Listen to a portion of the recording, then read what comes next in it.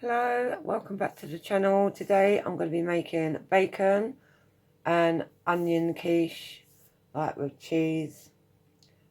Obviously we've got the short crust pastry. I've got some bacon and to cut as many fatty bits off possible. I've got some eggs there. I may need to use more than what I've got here, but we'll see what happens when I get to that. And an onion and some single cream. But first I'm going to chop up the bacon and cut up the onion, and I'm going to pre-cook that and then leave it to cool down. So because obviously I've got to do the pastry as well, and then put that in the fridge for 20 minutes once that's been put into the dish. Right, I've greased my quiche dish with a bit of butter, and it just helps the flour to stick, and you just move it around and it's just easier. It stops the pastry from sticking to the sides. So with that being done, I'll get on with cutting up the bacon and the onions, and then I can cook them off. Right, so as you can see, I've cut the bacon and I've cut the onions. Now all I need to do is cook it off. I'm going to cook the bacon first, and then I'll do the onions after. I'm just rolling out the pastry to put it into the dish, because it needs to go in the fridge for at least 30 minutes before I can blind bake it. And this is how I put it in.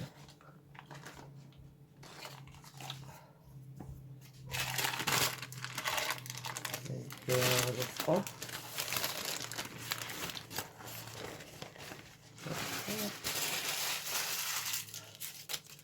Then we just grab like the sides and let the pastry just fall into the bottom.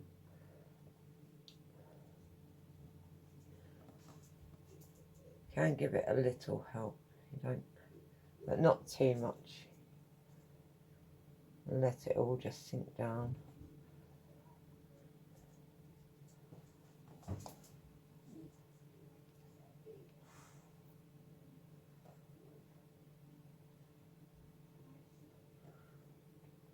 And that way it gets completely all the way around the bottom.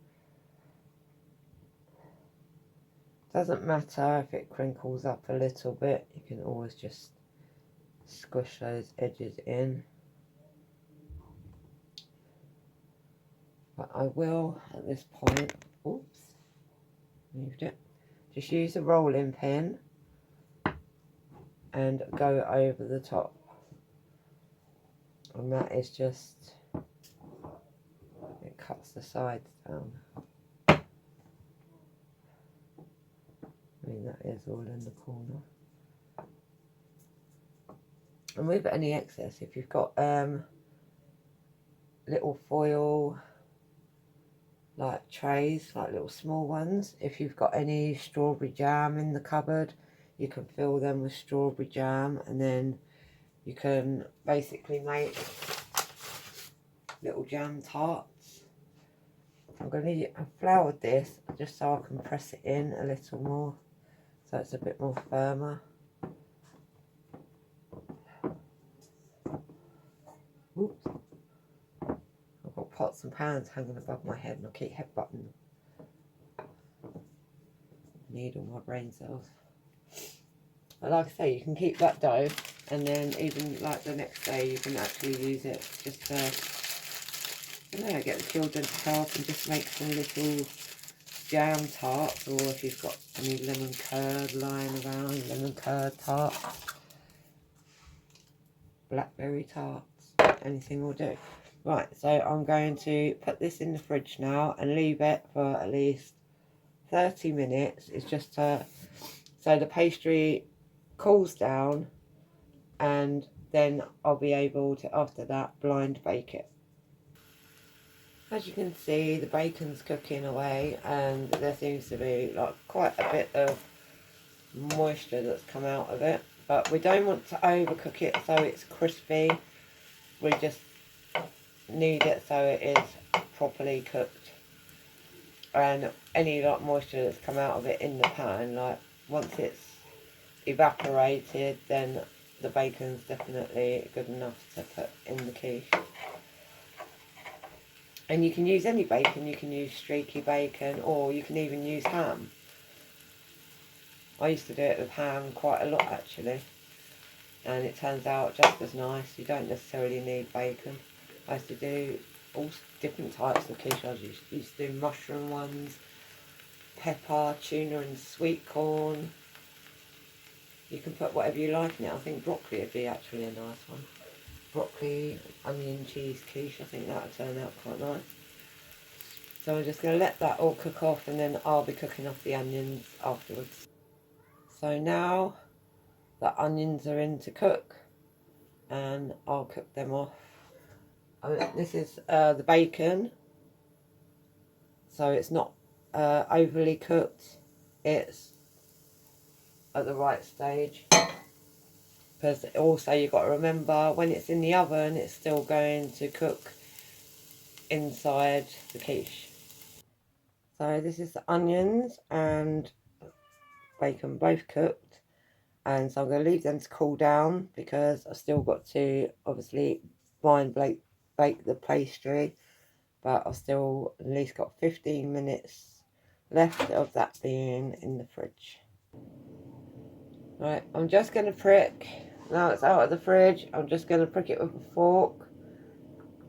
Do as many as you really can, and then that way it just ensures that it will cook. So when it comes down to the main cooking part,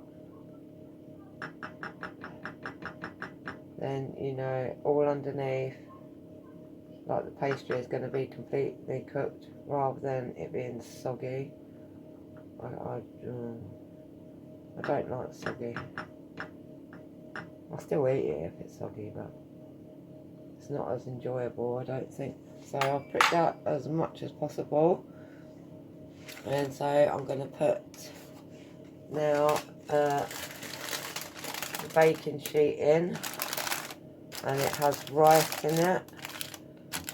It's old rice anyway, I've used it before to do other quiches and things, and just pack it down, and then we blind bake it like that. It's just so the pastry doesn't cook.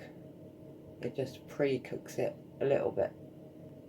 I've got a fan oven, so I've put it on 200 and it will take 10 minutes.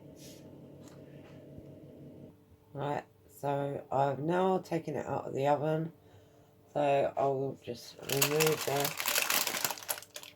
it's all just to really stop the bottom ending up soggy when it comes down to actually cooking it, like I say. So, and these bits are okay, thank goodness.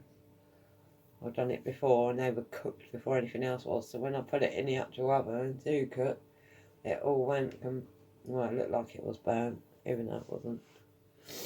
But I'll be putting the filling in.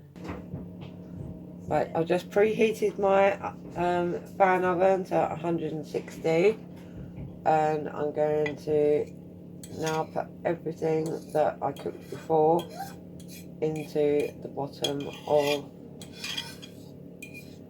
the pan. Oh my god. It is going to be a very nice meaty onion quiche. And I'll scrape as much out as possible.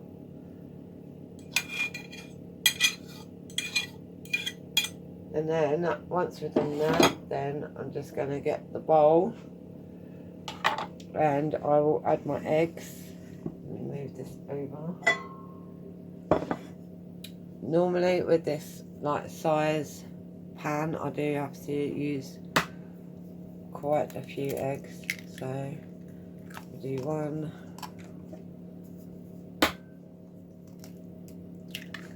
to, I normally use 6 or 7, but because there's quite a bit of, what have I done now? 1, 2, 3, 4. I'll try 5 and 6. I may not need 7. Even if I don't need it, I can use it tomorrow for like to have a mini omelette. Right, so with that, and we can add our pepper. I do like a lot of pepper because you don't really need to put any salt in because it's very salty anyway with the bacon and the cheese. So now I'll add some cream. You don't need much cream, just about that much. That will do you. And we'll give it a little whisk up.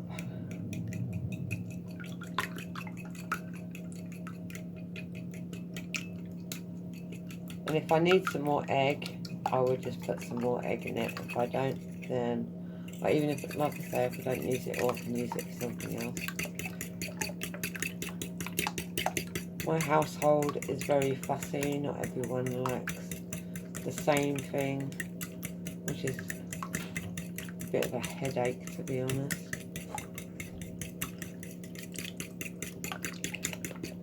If you have a child that says that they don't like baked beans, they don't like anything that's wet, yet they will eat lasagna, and you're like, I don't get it. I'll sprinkle a bit of cheese in, and then give it a little mix. I quite like some of their tunes, little mix. Change your life. You know, I can't sing to save my life, so I won't even go there. But yeah. Right, so, and then we just pour this.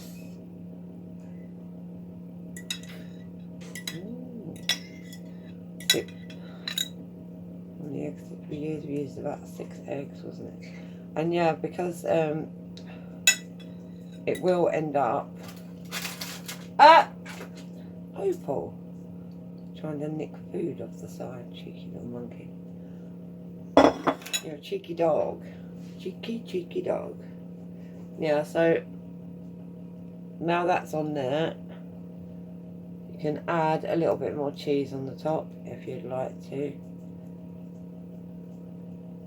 I may do a little sprinkle.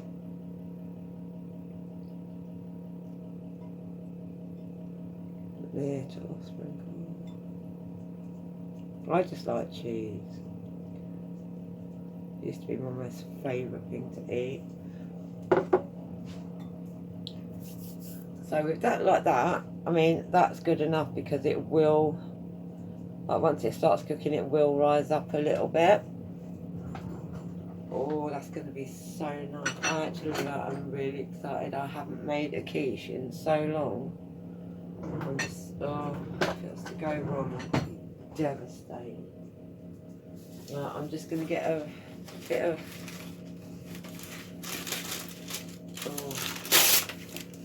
baking paper because them,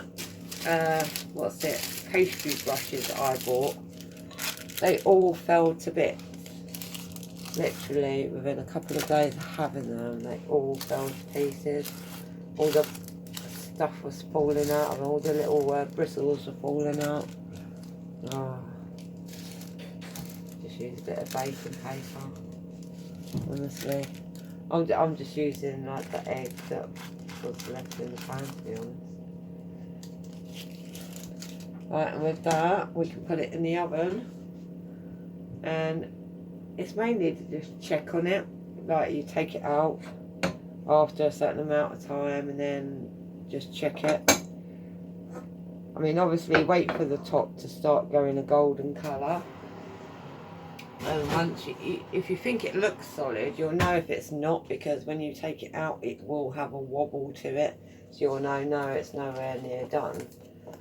But then you know when it's done, because it's like doing a cake. You put the knife in it, and if it comes out clean and no goo on it, then you know it's definitely done.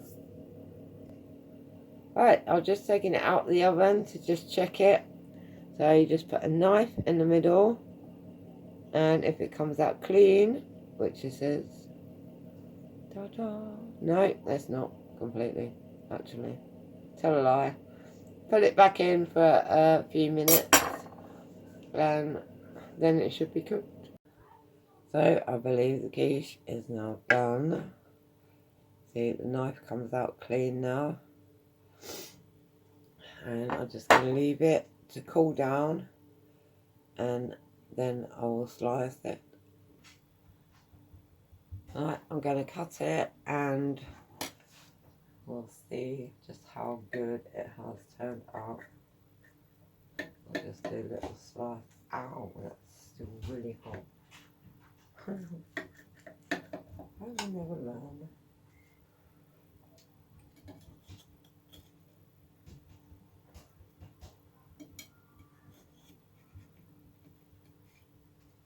Right.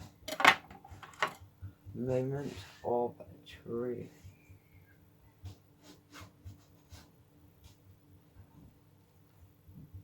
Wow. How amazing is that? Oh my goodness. I am so happy with that. So happy with that. Hope everyone see it. Look. That is the best. Considering I have not made a quiche for over a year, I am very proud of myself right now. And like I say, you can like put all different things in it. You can do tuna and sweet corn. My favourite, because you can also eat it cold, and I think it tastes better when you have it cold, is doing the mixed pepper and onion one, where you do like green and red pepper with onion, or yellow, it's all down to your preference. But that tastes just as nice cold as it does hot. Tuna and sweet corn, I think it's probably best like when it's warm, not overly hot, but it's still just as nice. And thank you for watching. I hope to do another video soon. I haven't done one sooner because I had a little accident and hurt my arm, but now it's better, so I've given it a go today. So thank you for watching, and please like if you do enjoy the videos.